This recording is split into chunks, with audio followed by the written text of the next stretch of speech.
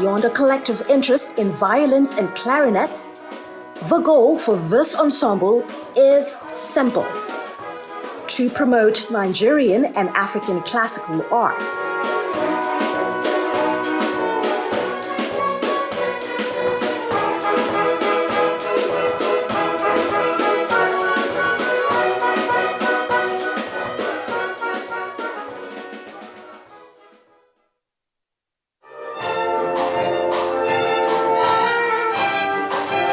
For violinist and founder of the Vesta Orchestra, Rosalind Aninye, a clear premise for its formation was very important. Oh, well, we play classical, and we play what I call Afri-classical, which is African music or classical music with an African idiom, and so we perform a lot of works by African composers, classical music by African composers. And every time people come to our concerts, they're wowed and taken, by what it sounds like. And they realize, oh, Beethoven and Mozart are classical music from Europe, but we can also have Seun Owaje or Gabriel Adedeji, and it'll sound beautiful.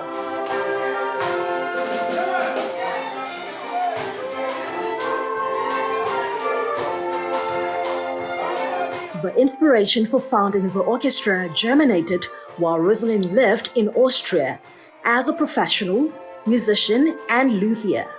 I would come home and meet other musicians, and I found you have a lot of talented musicians here, classically trained, but there isn't a lot of performance opportunity.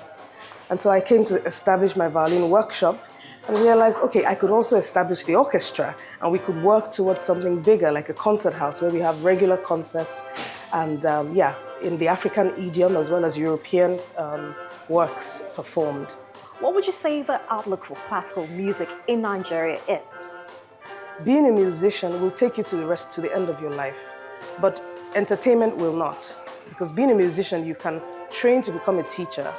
And that's why a lot of the high life music we had in the past is still played today.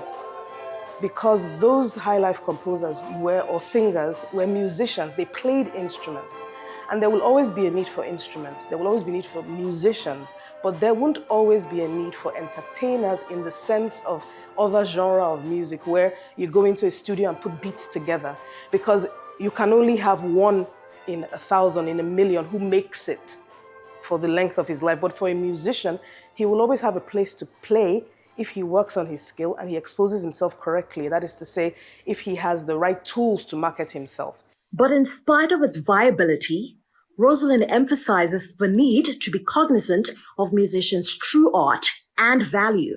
We are very musical in Nigeria, and so I think people take it for granted every time they see a musician. They don't understand the amount of work that goes into being a musician. They don't understand you need to be trained, you need to go to school. You could play some things, but reading music and understanding how to play in an orchestra isn't something you just learn. You have to be educated in that. You have to take a lot of time out to practice, and you have to play with people like in the orchestra. While there are great prospects ahead for musicians, a number of stumbling blocks also exist. We don't really have an arts council here that supports musicians, or I'm not sure we do. We have something similar to, but they're not quite sure how to go about it. And there's a lot of focus on entertainment as opposed to the cultural value of musicianship. And so musicians don't get any support. We have to drum up our own finances ourselves. It's very difficult. And so you have the brain drain you have in other sectors of a country, which is people going abroad. Because instead of having concerts every week, we have concerts every other month, every 3 months, which isn't really ideal. Even though the musicians are busy doing other things, they would like to keep playing every night of the week. That is what a musician wants to do. And so that has been very challenging, not having any corporate support, not having any government support.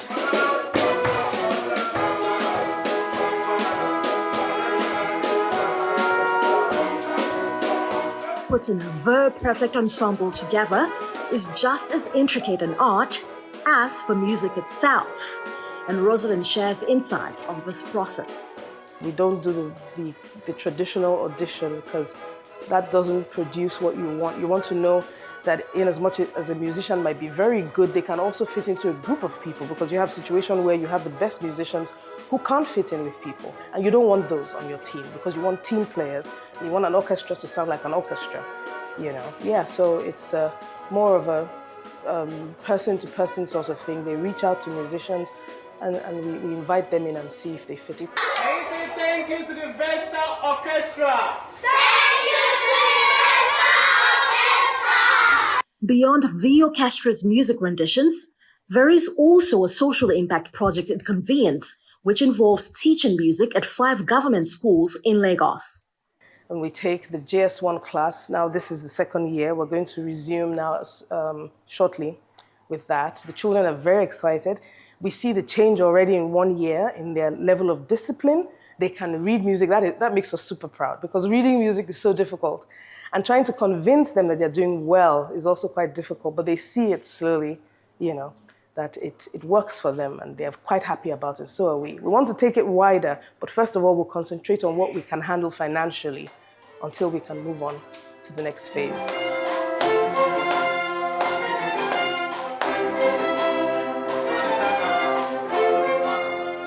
While the orchestra and social impact projects have proven to be intrinsically rewarding endeavors, Rosalind says one ultimate desire will be the cherry on top.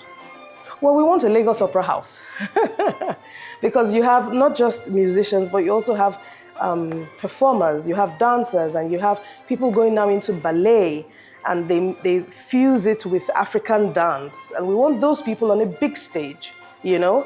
We had hoped the National Theatre would do something for us, you know, in terms of being allowed to showcase there, but that's not ready. And a Lagos Opera House wouldn't exclude the National Theatre or any other house. It'll just mean there's more opportunity for these performers and musicians. We want that. Lagos is a good hub for culture. Why not include this angle of it to ensure you can bring in even more people who are interested in our genre of music? We have started to educate the people.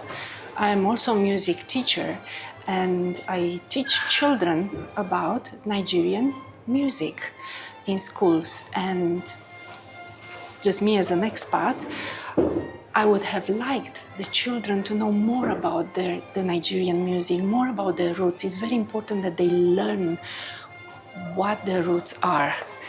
And that's what we do in Vesta. The sky is just the starting point, because the culture we are customizing classical music here in Nigeria.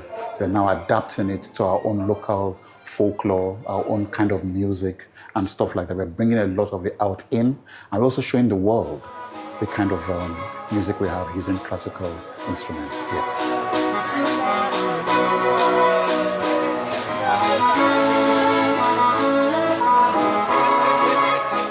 It is finally concert day, and while the yearnings for more still exists, this musical ensemble promises to keep putting its best flute forward.